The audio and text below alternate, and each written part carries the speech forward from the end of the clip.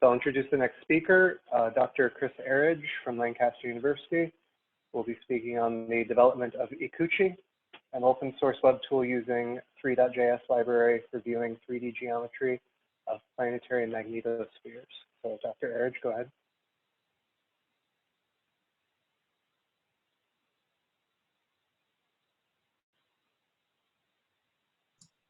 Okay, thank you. Let me just get my my screen up. So, can you see my my PowerPoint? No. Yes. Yeah. Okay. So, thanks for the opportunity to speak about this. So, this is a web tool that myself and one of my grad students have developed, and it arose out of a need to understand basically the four-dimensional geometry of planetary magnetospheres in the solar system. So seeing how things are varying in 3 dimensions, but also then seeing how it varies, how the structure varies in time. So the main motivation here, if I go to my next slide, is to think about the symmetries that we have in solar system environments. So I wasn't 100% sure of the makeup of the audience, so apologies if this is existing knowledge. But I'm showing here this a diagram from Fran Bagenal and Crusher Bartlett, and there we're looking at just a couple of the planetary magnetospheres in our solar system, and the geometry of these are influenced by the solar wind vector and the vector direction of the magnetic field of the planet. So now for most of these, for these magnetospheres in this diagram, those 2 vectors are usually nearly perpendicular. So what we often do when we're trying to understand the physics of these environments, understand data we get from these environments, is that we use that perpendicular or near perpendicular geometry to project the structure onto 2D planes. So you can see that if we just focus on the Earth's magnetosphere, for example, we have the sun off to the left-hand side. The dipole is, in this case, slightly tilted towards the sun in the northern hemisphere. But there's a lot of structure there in this 2-dimensional cut. So we often make this assumption when we're trying to understand these sorts of structures. Now, so the genesis of Ikuchi is in trying to understand the magnetospheres of Uranus and Neptune. So if we just look at the encounter geometry on the left-hand side, so this is the Voyager 2 encounter geometry with the Uranian system in 1986. Sun and the Earth are approximately off to the left-hand side, and as I'm sure you know, Uranus's equatorial plane is tilted to its orbital plane by about 90 degrees. So the trajectory of Voyager 2 there is from the left-hand side, moving through the system from quite a high inclination pass, going from northern latitudes to southern latitudes very rapidly through the equatorial plane. So this is obviously a different type of geometry than we would see with other solar system objects. And then again, as I'm sure you know, the picture is more complicated by the fact that the magnetic field of Uranus is also highly tilted to the equator. So we have got a situation now with Uranus where the dipole and the solar wind no longer have that nearly perpendicular orientation, but also we've got now significant inclinations with respect to the equator. So if we think about the plane where all the plasma is going to lie, so the plasma is most likely going to lie in this plane here in the near equator of the magnetic field, that is now significantly inclined to the equatorial plane of the planet where the natural satellites lie. So if we think about, for example, weathering of moon surfaces by energetic particles, that is going to be now a strong function of longitude around Uranus. And so the idea of this tool is to try and understand some of this geometry. And because some of this geometry, Uranus is generated by the obliquity, that is going to change on an orbital Uranus orbital timescale.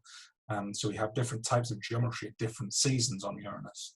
So we want to try and understand some of that behavior. So if we just look at what we might do in 2 dimensions with Uranus, these are some diagrams that Fran Crusher and I worked on a few years ago. And here we're looking at, this is a different season now to Voyager, to the Voyager encounter. But now we're at an epoch where on the left-hand side, we have the planetary dipole is perpendicular to the solar wind, but then half a rotation later, it's now almost parallel. So this is giving you a very time-dependent configuration, a very time-dependent exposure of the natural satellites to the various plasma populations in the system. So this is the motivation. How do we do this? And so we developed this tool that we call Ikuchi to look at this in 3 dimensions and also in time. So I'm just going to fire up the web app so you can actually see it running. So I'm going to try and change my screen. So can you see now a browser? Yeah, okay, that's great. So if I just turn this, so this is just running in Chrome, and if I turn it on, then you can just see this generic planet rotating. We're looking at the dusk terminator, and now because this is running with Three.js, and I've got orbit controls set it with my mouse, we can now change the perspective. We can zoom out, we can zoom in, and this is drawn in a coordinate system where the plane here is the orbital plane of this planet. The orange vector goes off to the sun, as you can see from the lighting on the planet. The green is the orbital motion of this planet, and then we got rotation axes and the magnetic axis up here in the crimson and the blue colors, and then of course these yellow lines and the magnetic field lines from the dipole. So we can now start to play around with this. This is not focused on a particular planet. One of the potential applications here is to think about what you might see in an exoplanet. So we might, for example, say, well, what if the obliquity of some exoplanet is at 45 degrees? So we can change the obliquity. And again, we can start to look at how this looks from the perspective of the local star. What does it look like from above? We can change the properties of the magnetic dipole, so we can change the co-latitude of the magnetic dipole to give us some sort of quite bizarre configurations. One of the things that we find with these, with Uranus and Neptune, is that the dipole, the origin of the dipole, is not at the center of the planet. It's quite significantly offset. So we can add these sorts of offsets into the magnetic field and just look at this in quite a general way. But of course, we also want to try and understand this for Uranus and Neptune. That's the intended application. So there are a number of planets pre-programmed in. I'll show you shortly how we do that. But we can select them going to this item in the GUI panel on the right-hand side, and we can simply select a planet that we want to look at. So we can just click on Uranus here, and it's changed the configuration now to Uranus as it is right now. Or as it is today, basically. We've got now, of course, we've got some natural satellites here. So we've got the natural satellite orbits in cyan, field lines again in yellow, and now we've got some of the rings. So we can now start to see how this geometry is changing. So one of the things that that we're particularly interested in is at what times does the magnetic field present an almost perpendicular configuration like it was just then, and what times is it almost parallel? So what times are we sort of looking into the poles of the magnetic field, and that's around about now. So we've got this particular configuration that we can see, and we can also go back in time, so we can go to the Voyager 2 encounter and see the configuration that Voyager 2 saw. One of the things that we try and account for is the difference in the definitions of what the North Pole is. So the North and the South here are drawn according to the IAU definition, but the crimson vector here, the rotation axis of the planet, is opposite, and so that's effectively the rotation axis lies in the South Pole, but according to the JPL definition, this is the North Pole. So there's a difference in definitions here that we're trying to respect here by denoting the IAU North and South, and also highlighting that this is where the rotation axis is if you need that sort of information. We can look at this at basically any time we want to. So this is the sort of thing where you can think, well, if we have a spacecraft arriving in the 2040s, for example, what will that configuration look like? And so we can sort of go to any time we want and look at what that configuration might look like. So I'm going to come out of this now and just go back to my my slides. So just to show you a little bit about, so I mentioned this was built in Three.js, and if you don't know, that's a WebGL JavaScript framework, and it makes it really easy to build three-dimensional views, like I just showed you.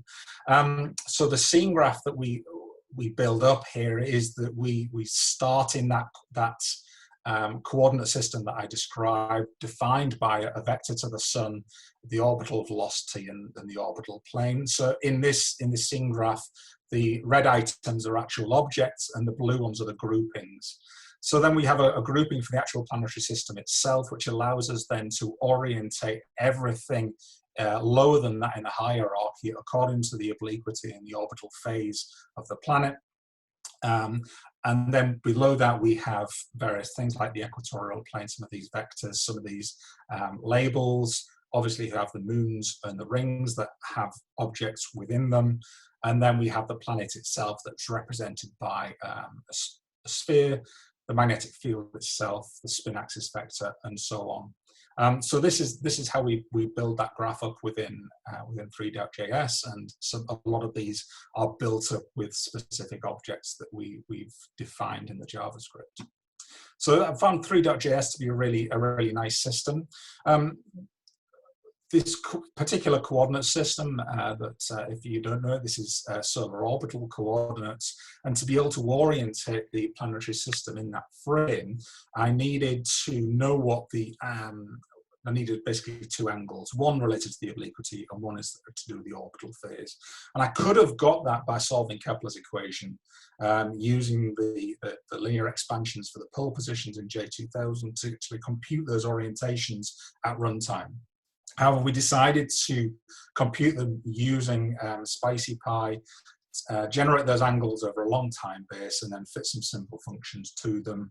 And then we store them in a pre-generated JavaScript file for use within the application.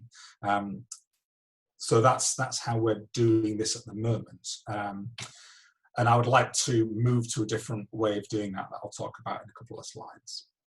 So initially we had some of the planets just hard-coded in, and one of the recent updates was that we moved the definitions of the planets out into a JSON file that could be loaded. So it's really easy to add specific planets into the system.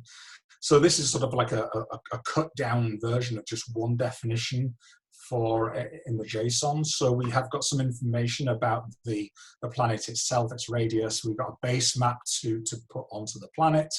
And then there's timings where you can go to specific time. I've just got Cassini's orbit insertion here for Saturn and the date. But in practice, there are lots and lots of these embedded in. So for example, solstices, equinoxes, things like that.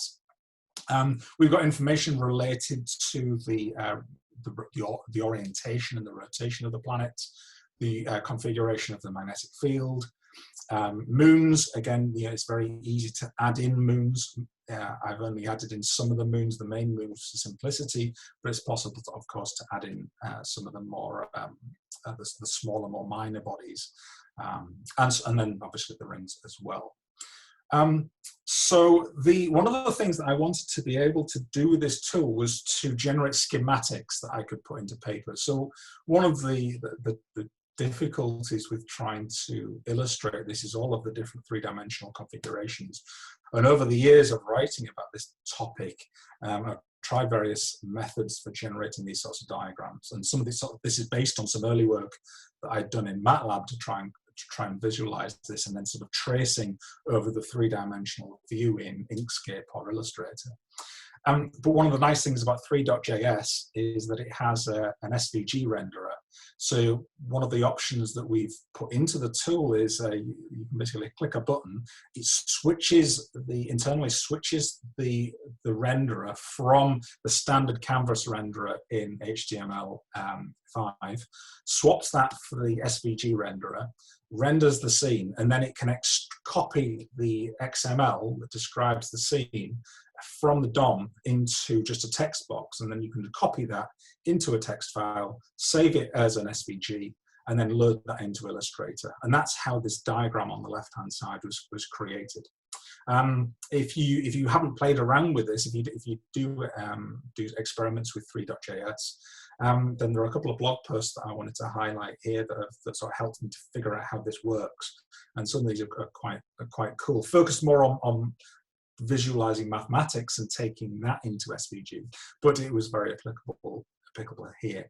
One of the downsides with this, and this is something I would like to improve, is that the rendered graphics often need a bit of reconstruction. So for example, the field lines here that are on this diagram, they all appear as separate line segments when you load it into Illustrator. And so you sort of need to do joining up of those paths to make it all work. And particularly here, for example, you've got a field line that goes in front of this ring here and then behind it on the other side. So you've got to take account of that when you're sort of patching this diagram up.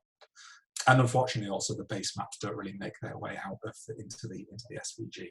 So there are some downsides, but actually it does give you something that does reflect the geometry that you were hoping to pick up.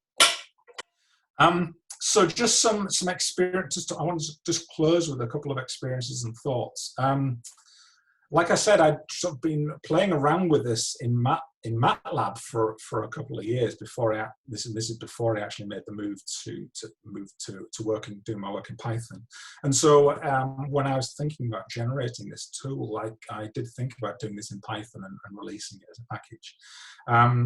And so, we could have used TK or SDL to give us an interface, maybe Matplotlib to do some of the 3D, and obviously SpicyPy to get us the particular geometry at runtime. It would also have particularly allowed us to get the proper details of the moon orbits and positions, which is something that Ikuchi is lacking. One of the reasons for wanting to move to JavaScript and do this as a web app was that wide and easy access, so we can just email the HTML, the CSS, the JavaScript to someone in a zip file, and they can basically run it from just like that when they load it into Chrome. So I think that actually the interface and the user experience in HTML5 and JavaScript have counteracted that negative point of not having direct use of Spice. And of course, this also gives us some future capacity to then wrap that using, for example, Electron, Cordova, or Enya to then deploy that as a desktop or a tablet app with the same code base.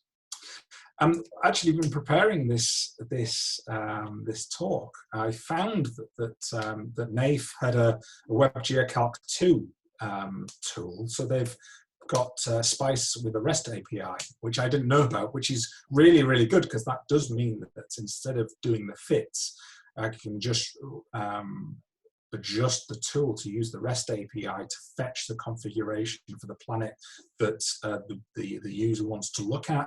I can use it to fetch state vectors for the natural satellites at a particular time, and then just propagate them internally with a Kepler solver or something like that to give you that time dependence, but also to ease off on using this REST API like crazy. That does mean that this app would then be restricted to online use, and one of the things I wanted to do with it was, for example, use it on a plane to understand the geometry. So there's obviously a potential fallback there to using the fits that I already have inside the tool, and for it to issue a warning saying you're not online, you can't use the natural accurate Spice derived numbers. So it was a very positive experience actually developing this tool. One of the things that I obviously I'm using some libraries here, and Three.js, the examples and tutorials made it really straightforward to develop Ikuchi. It's basically, there's like 2 or 3 key tutorials and examples that were basically, it showed me everything I needed to know to be able to put this together. Of course, it helps that I could program in JavaScript anyway, but it made it very, very easy to pick up Three.js and how it does things. So, and it actually made me reflect that actually many Python packages I use in science would benefit from some better and more complete documentation and examples. And I apply that to my own packages that I write, even the stuff that are not in the public domain. I sort of come to that and think, I wish I'd documented that better. And I'm mindful that documentation is a thing that takes us time to do.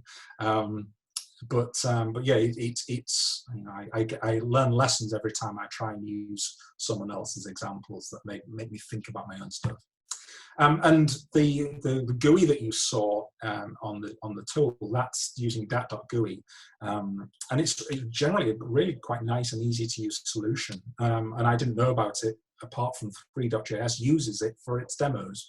So that's how I ended up coming to it. And I found it quite useful. Apart from having to do some workarounds for bugs, it was really easy to use. So I'll just finish it up there to say that it was actually quite a positive development experience. And it just made me think that web technologies could provide a lot of good useful options for scientific software development, at least sort of this level where it's more straightforward to develop something that is a simpler tool. I'm not suggesting we move all of our Python to JavaScript or web technologies, but I find it quite useful, and it does make me think, is JavaScript a barrier in that most people won't have exposure to that language?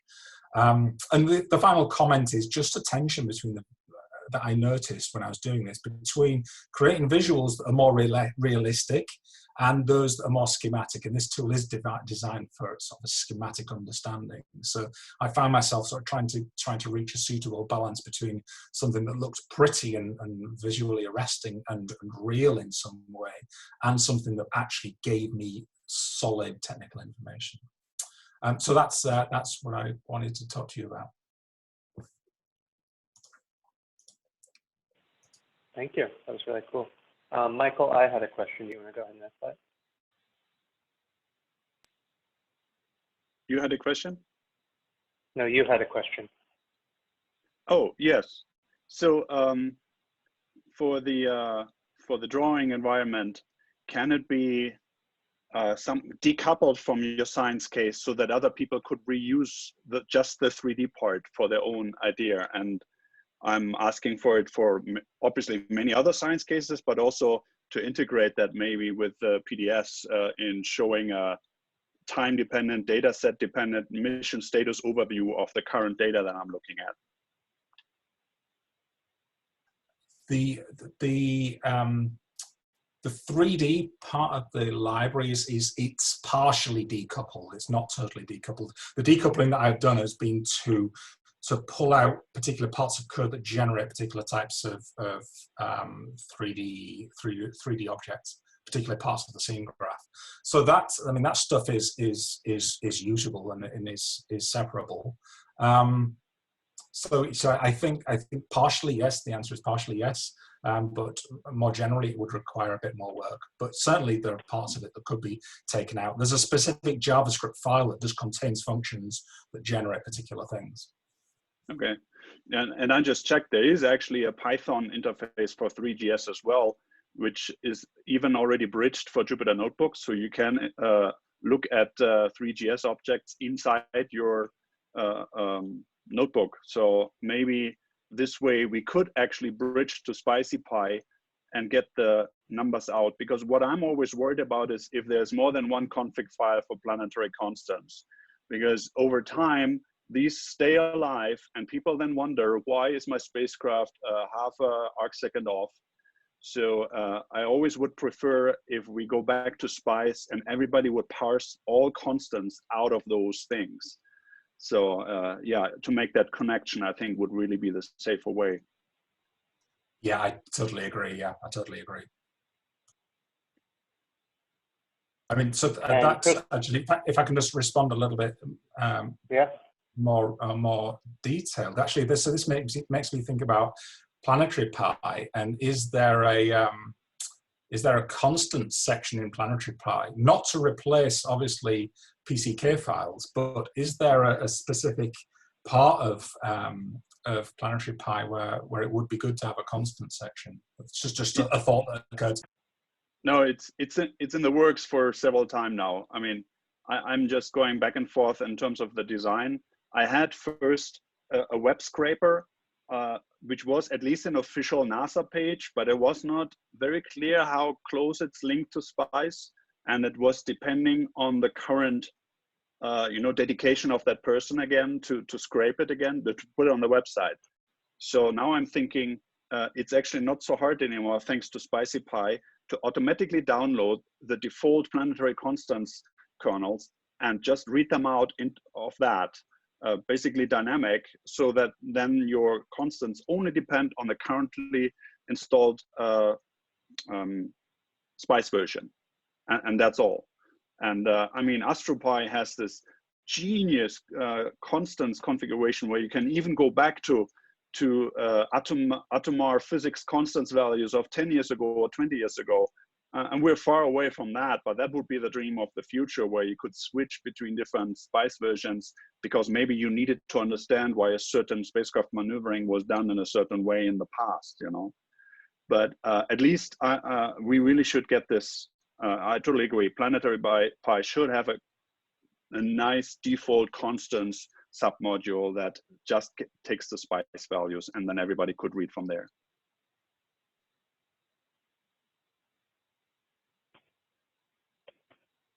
I'll just note, Chris Schaller said in the chat, we really need the budget for documentation, which I agree with completely. Also budget for archiving your data and results at the end of your project. At this point, I will just open up the chat. I'm going to stop recording so everyone feels a little more comfortable speaking freely, and just open up for general discussion as long as people want to go. So thank you everyone for attending the second Open Planetary Lunch.